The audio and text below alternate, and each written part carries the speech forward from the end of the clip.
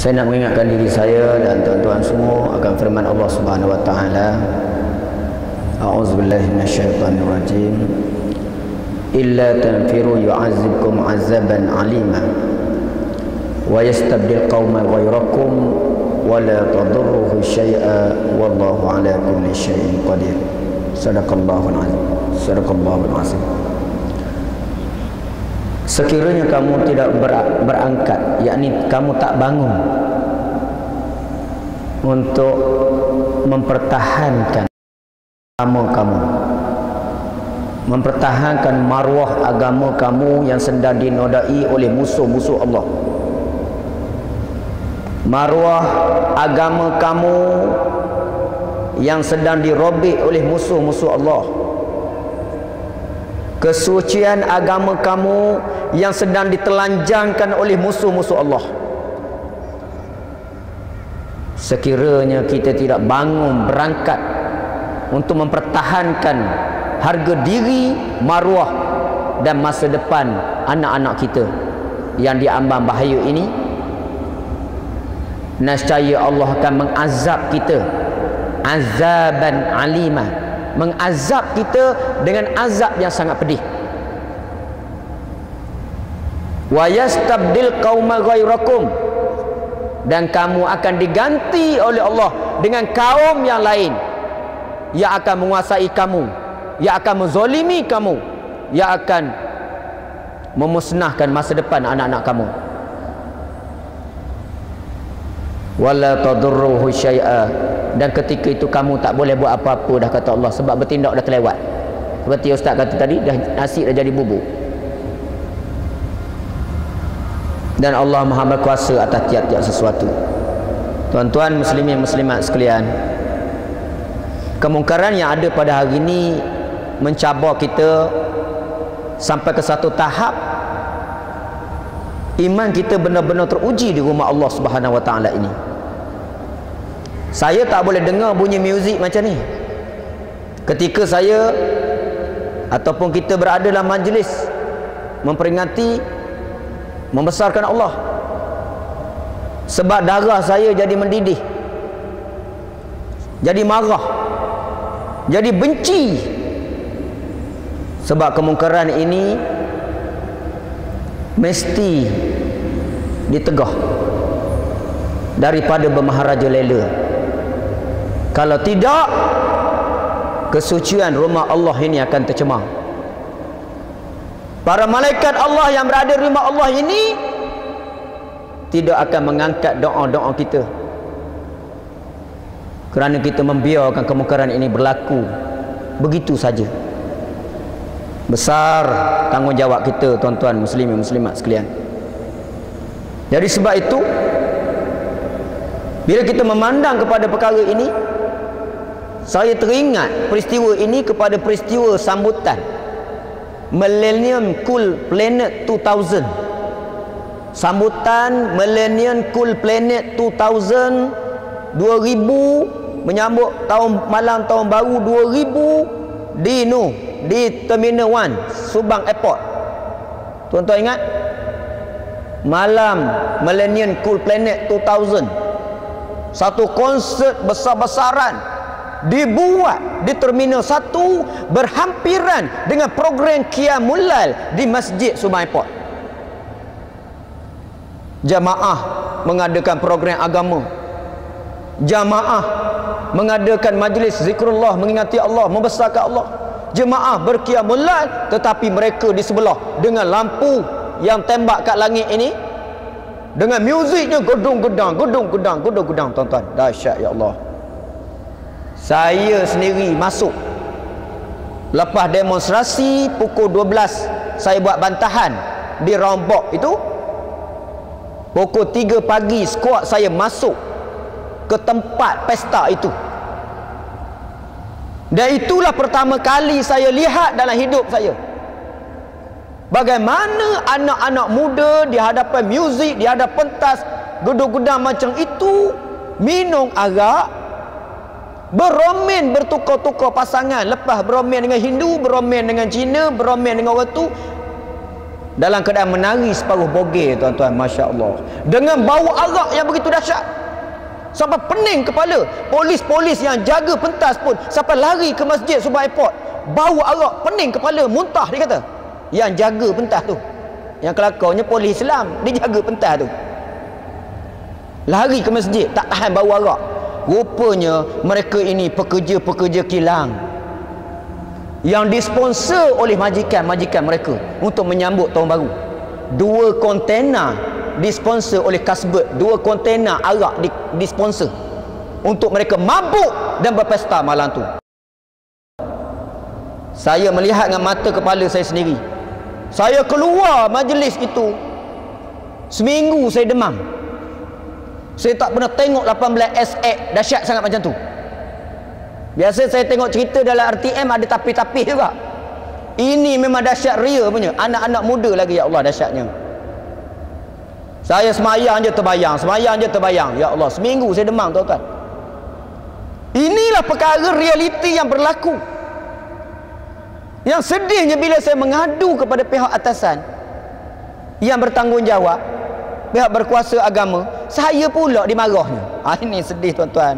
Macam Tuan Iman cakap tadi lah, kita ni ada mulut, cakap banyak ke orang, marah orang. Kita ni ada tangan, patut mencegah, tapi gari dia orang. Jadi kita ni serba salah, tuan-tuan. Jadi sebab itulah atas dasar benda yang berlaku, bukan saya tipu, lillahi ta'ala rumah Allah, Datuk Pengarah sendiri cerita dengan saya. Sebab dulu saya rapat dengan JAIS kerana banyak menyelamatkan kekeh murtad di bahagian penguasa JAIS. Saya banyak menolong kekeh di pusat pemurnian akidah JAIS. Kami banyak menolong kes-kes yang seperti ini. Jadi tuan-tuan, Masya Allah, mereka ini berani sungguh. Sampai pejabat agama pun kena serbu.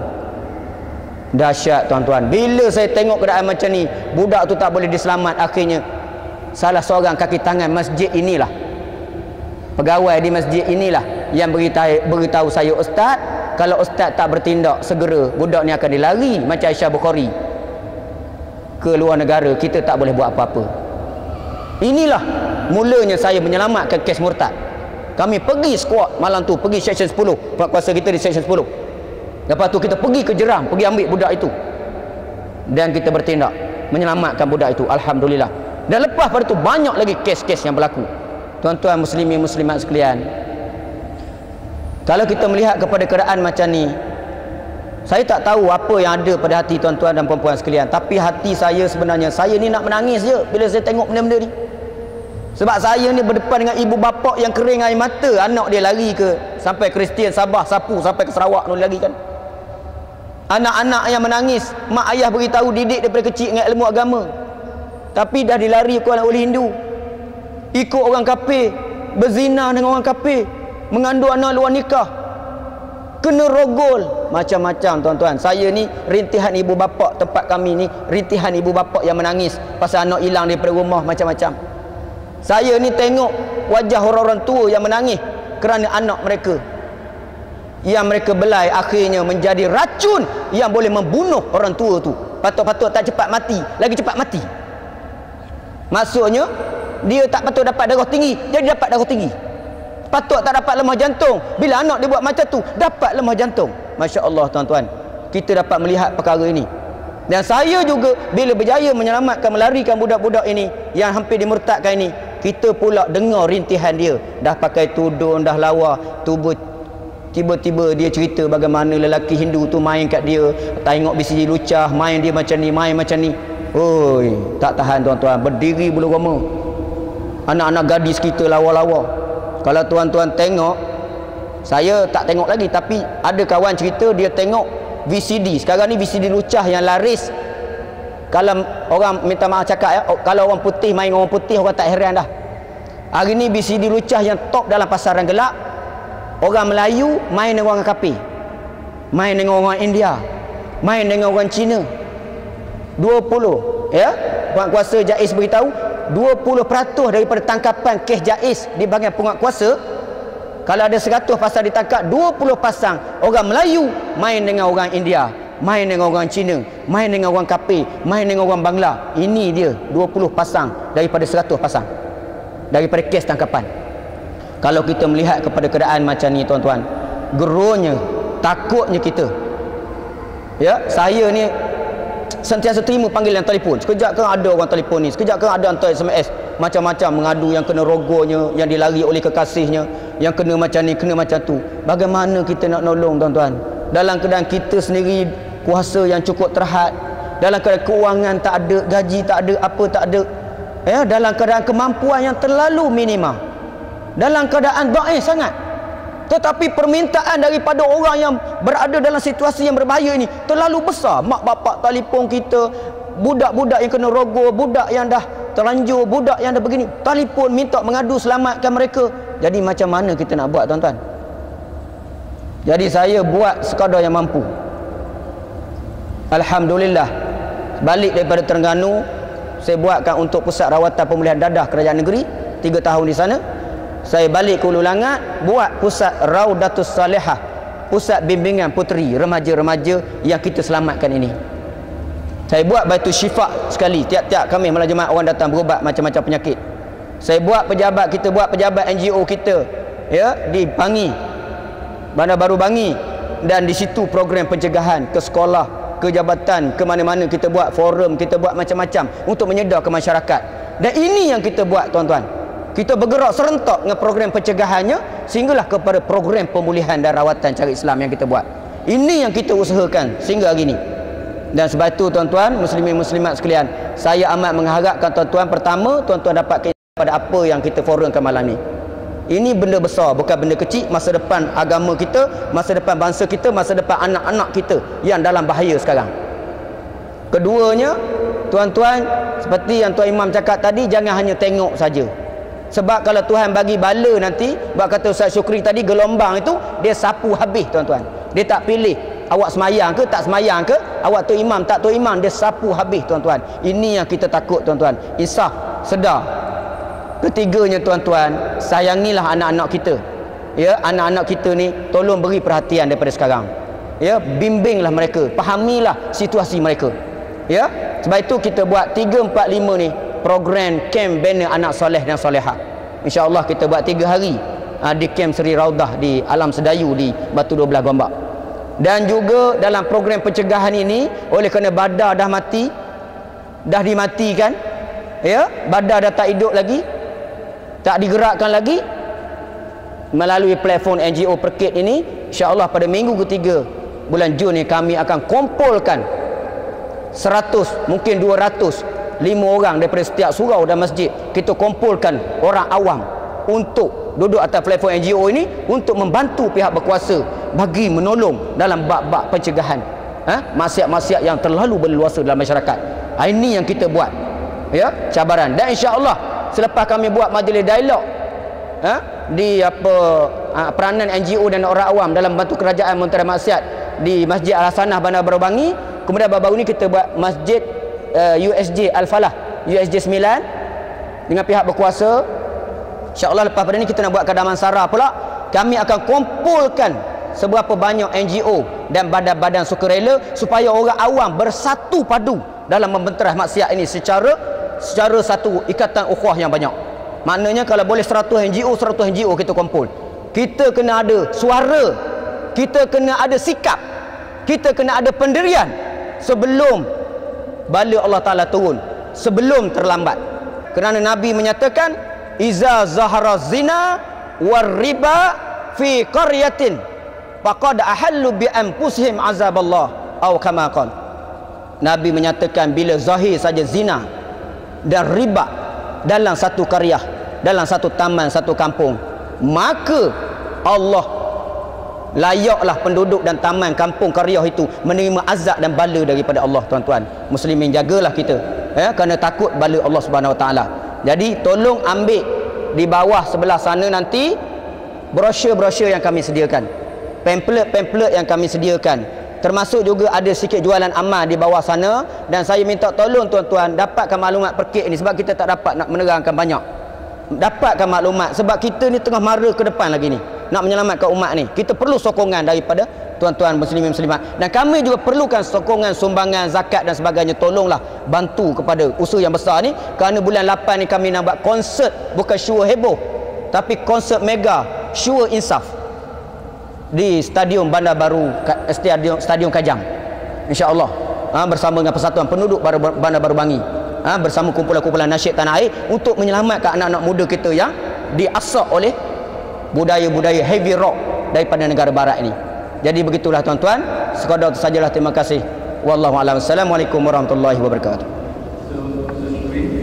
Terima kasih saudara pengurusi muslimin, muslimat, hadirin dan hadirat yang dimuliakan Allah. Kita sepakat dalam pertemuan kita pada malam ini bahawa gelombang yang ada ini cukup bahaya. Kalau setiap daripada kita tidak melakukan tugas masing-masing, maka saya fikir banyak bencana, banyak lagi bala Allah yang akan turun kepada kita. Yang pertama, yang paling penting ialah kita memahami keadaan. Kita sedar, itu penting. Sebab kalau tak sedar, kalau kita sentiasa dalam keadaan leka, warahumul hayatud dunya, kehidupan dunia ini memperdayakan manusia. Sebab sudah tentulah ruang waktu yang Allah beri kepada kita, anak-anak yang Allah Ta'ala beri kepada kita, kita ingin jadikan mereka ini sebagai sifat yang disebut dalam doa kita, Rabbana hablana min azwajina wa dhurriyyatina qurrata a'yun, yang sifatnya ialah mereka penyejuk mata hati kita. Maka anak-anak yang lahir dalam keadaan fitrah. Jadi bila lahir dalam keadaan fitrah, maka kita nak pastikan bahawa sikap ataupun sifat fitrah itu berterusan. Sifat baik, sifat fitrah itu berterusan. Sebab itu kalau kita lihat dalam sifat Asmaul Husna, nama-nama Allah yang 99 itu, sebenarnya daripada sifat-sifat Allah itu boleh kita ambil iktibar daripada kita. Sebab itu dalam pertemuan kita, fitrah kita malam ni, fitrah, bila kita tengok gejala ni kita rasa benci. Bukan kita benci peribadi, tapi benci kepada perbuatan yang dibuat. Itu fitrah. Dan fitrah juga ialah dalam bentuk, fitrah ini ialah suka kebaikan. Kita nak supaya hidup kita dalam kebaikan, dalam keadaan Allah Subhanahu wa taala redha kepada kita. Jadi dalam masa yang singkat ini, marilah sama-sama kita mengisafi. Dan setiap daripada kita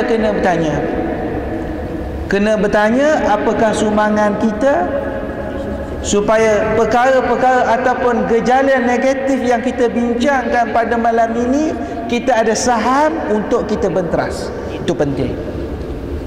Kita fikir, kita renung apakah sumbangan kita, sama ada tenaga, sama ada daripada duit kita, untuk kita membantu supaya perkara-perkara ini dapat kita perbaiki.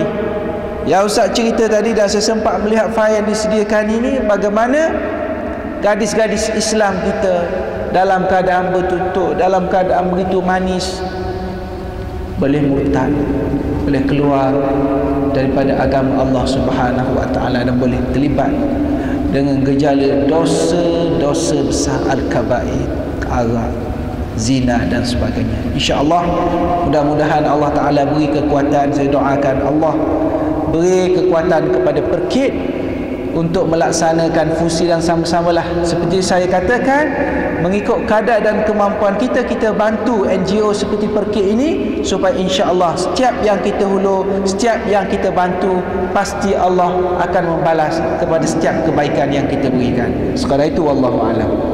Terima kasih pengurusi, rakan-rakan panel. Jadi tajuk ni memang sangat sensitif ya. Sensitif itu bukan maksud kita sampai tak gamak nak cakap, tapi sensitif itu bermaksud ialah menuntut kita peka menuntut, mengusik kepekaan kita, sensitivity kita. Sebab bahawa perkara ini, kemungkaran ini memang berada pada kita, depan mata kita, keliling kita, anak-anak kita. Sebab itu mesti untuk yang sedikit masa ini, saya nak berikan beberapa perkara saja. Yang pertama, tuan-tuan, saya sendiri saya kata saya kalah dengan persekitaran, saya kalah dengan sistem yang ada. Barangkali sampai saya peringkat saya berijtihad sendiri, anak saya didik cara saya. Saya pegang Quran. Nabi kata anak-anak mesti didik dengan Quran. Sebab itu anak-anak saya kita buat supaya masuk Quran dulu. Tak semestinya 30 juzuk, ada 5-6 juzuk pun tak apa. Sebab itu di masjid negeri sini pun kita buat pera tahfiz. 5 tahfiz, 6, kemudian 7, jadi 1, jadi 2, jadi 3. Saya yakin sungguh dengan sabda Nabi bahawa jiwa yang ada dalamnya Quran, dia tidak akan mati. Dan jiwa yang kosong, hati yang kosong pada Quran, kal baitil kharab, bagaikan rumah kosong. Rumah kosong tempat setan bertandang, setan duduk kat situ. Inilah yang berlaku hari ini, tuan-tuan.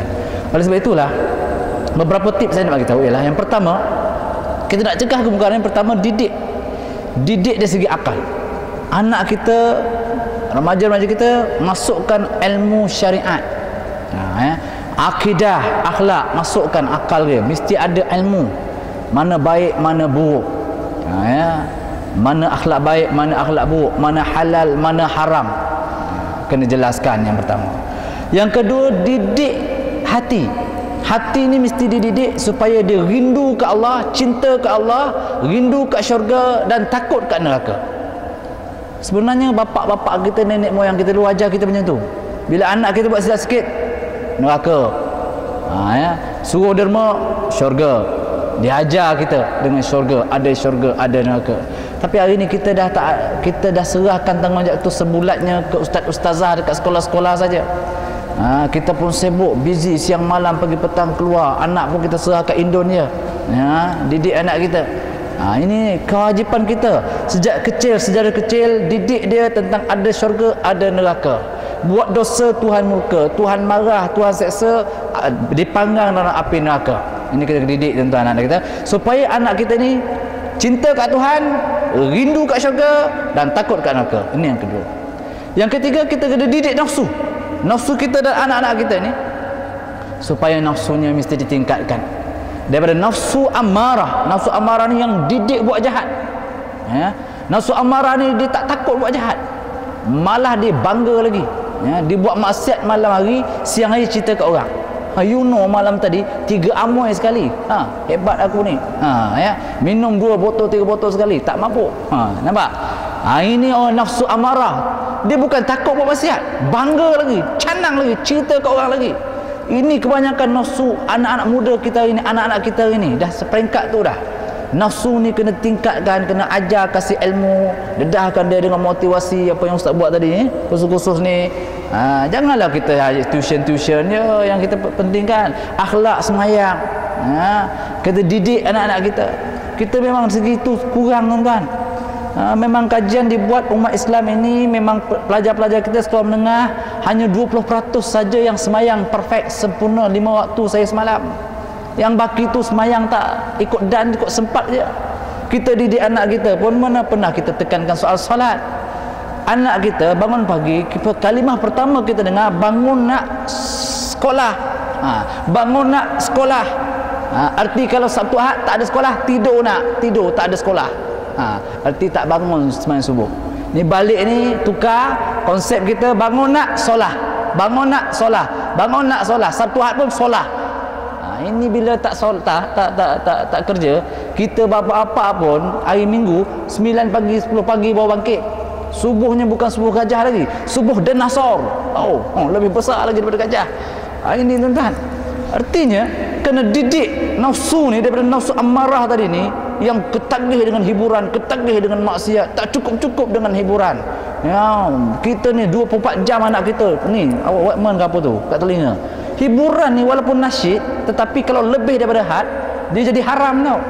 Apatah lagi kalau yang muzik yang luar biasa tu, Belum lagi yang kita tengok video-video klik ni, memang seolah-olah kita menghalalkan kemungkaran. Gambar-gambarnya luar biasa, ya. Kita pun tengok sekali, tak nak ceramah dibuatnya. Itu. Sonok tu. Anak-anak kita itulah kerjanya. Nampak? Hari-hari tengok gambar gitu gambar apa, ramen apa semua. Itu yang Ustaz tengok kat situ, yang dalam TV tu hari tu. Belum lagi lama internet macam-macam lagi.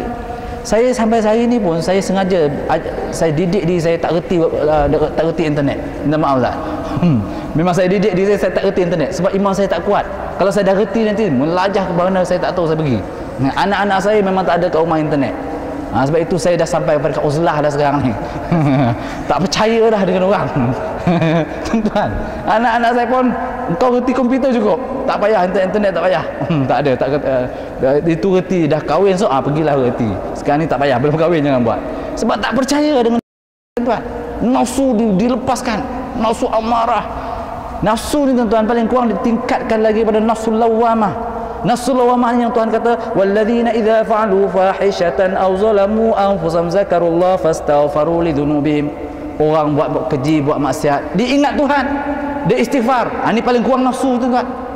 Sebab kita buat manusia, kita tidak maksum. Sekali terlajak buat maksiat, keluar masjid tengok juga amoy pakai mini sekerat tu kan. Istighfar. Allah, kenapa aku tengok, kenapa aku buat. Itu nafsu lawamah. Kalau ini pun tak ada pada anak-anak kita, tak ada rasa bersalah, tak ada rasa takut, tak ada apa-apa, biasa je, nothing. Ini masalahnya anak-anak kita tuan-tuan. Dan nafsu ni sepatutnya kena tingkatkan nafsu mutmainnah, radiyah mardiyah, yang redha kat Tuhan, Tuhan redha kat dia. Jiwa yang tenang, tak ada terasa dah nak tarikan kepada maksiat tu, tak ada dah. Malah benci, menyampah. Macam ustaz kita ni dah sampai nafsu mutmainnah, marah tengok kemungkaran. Ini bukan sembarang orang boleh buat macam ustaz ni. Saya tak boleh pergi sana, takut saya tak nak keluar dari tempat tu je. Sebab itu ustaz elok pergi. Tuan-tuan, erti ni tuan-tuan, nak didik nafsu kita ni supaya tenang bila tengok mungkar, marah kita. Tak ada terasa nak tumpang sekaki. Ini kita tak, saya tak tengok maksiat Ustaz, saya tak buat maksiat, saya tak berzina, tengok aja Ustaz. Saya saja tengok. Itu tak boleh juga saya tengok. Kemungkaran. Saya tak berjudi Ustaz, tapi saya nak tengok teknik dia berjudi macam mana. Itu sama. Siapa yang bersekutu dengan maksiat. Apa yang membawa pada haram. Tuan-tuan, begitulah persoalan zina. Zina tu haram. Apa yang bawa pada haram? Pakaiannya, pergaulannya, lelaki perempuannya, berkhalwatnya, ya, pendedahan auratnya, bersoleknya, keluar tengah-tengah malam, musafir tanpa mahram. Ini semua hukumnya haram. Tapi kita anggap ringan, remeh. Pergilah engkau keluar, tak apa, selamat, aman, makmur Malaysia ni, keluar tengah malam, kena rogol bising. Memanglah Islam dah kata nak keluar mesti ada teman, ada mahram. Kita tak ambil ringan benda tu. Ini yang berlaku tuan-tuan. Yang ketiganya tuan-tuan, didik akal tadi, didik hati, apa lagi, didik nafsu, dan juga mesti peraturan kita ini tuan-tuan dikuatkuasakan, mesti dilaksanakan. Banyak peraturan-peraturan syariat pencegahan mungkar yang tidak dilaksanakan. Maka kerja NGOs yang seperti ini tuan-tuan, saya percaya orang kerajaan ada benda-benda yang dia tak boleh buat, NGOs buat. Tuan-tuan kena sokong. Saya setuju sangat, sokong. Kerana kerja-kerja mencegah mungkar ini tuan-tuan, bukan boleh harap pada kerajaan buat. Mesti orang yang di luar kerajaan. Maka sebab itulah tuan-tuan, usaha-usaha seperti ini mesti dapat sokongan, mesti tuan-tuan support. Mudah-mudahan tanggungjawab tuan-tuan, kalau tak ada umat Islam buat kerja mencegah mungkar ni, semuanya berdosa atas bahu-bahu kita tuan-tuan. Barangkali kita boleh gunakan mereka nak buat apa Ustaz? Gempur sikit yang kat sebelah tu Ustaz. Kat Taman Tasik tu yang kat sana boleh gempur. Boleh gunakan channel ini. Kalau guna channel yang besar memang tak makan punya. Channel perkit supaya kita boleh bagi pandangan, alihkan tu tempat tu. Tempat yang setiap malam Jumaat, malam Ahad tu, alihkan ke tempat jauh-jauh sikit. Saya cukup terasa bila Ustaz kata tadi, mesti peka, kita mesti hidup. Nadi kita, nyawa kita, urat nadi kita, darah kita mesti menyerap tengok kemungkaran, apatah lagi berada dekat dengan masjid kita. Sekian, wabillahi taufiq, wassalamualaikum warahmatullahi taala wabarakatuh. Takkan berpaling dari agamamu.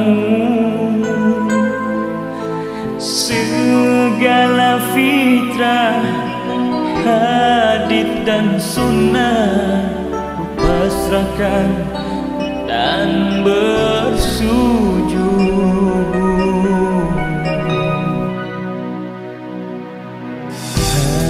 Hanya kau nan satu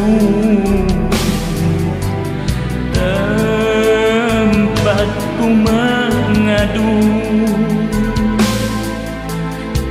tiada daya serta upaya, ku pohonkan doaku ya Allah.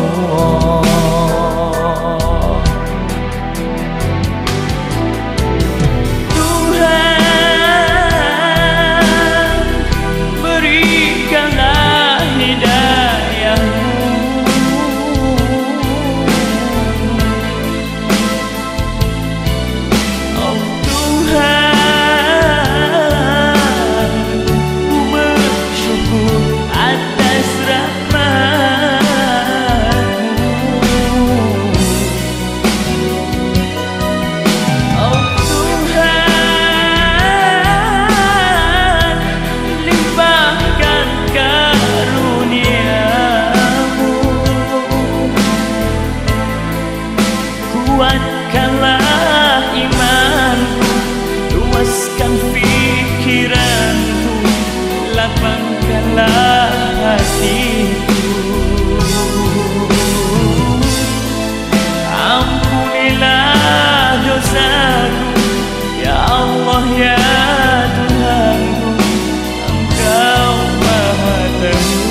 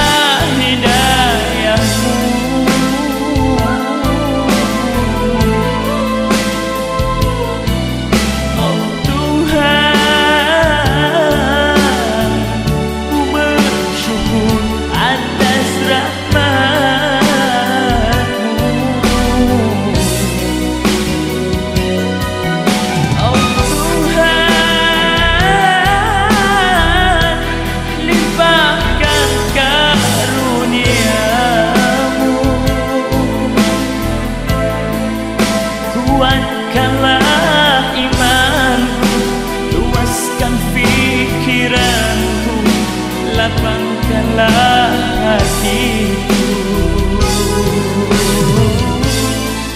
Ampunilah dosaku, ya Allah ya Tuhanku, Engkau Maha Tahu.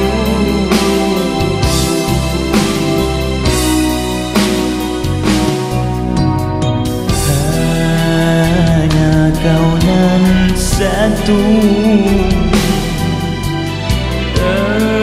tempatku mengadu, tiada daya serta upaya, ku pohonkan doaku ya Allah.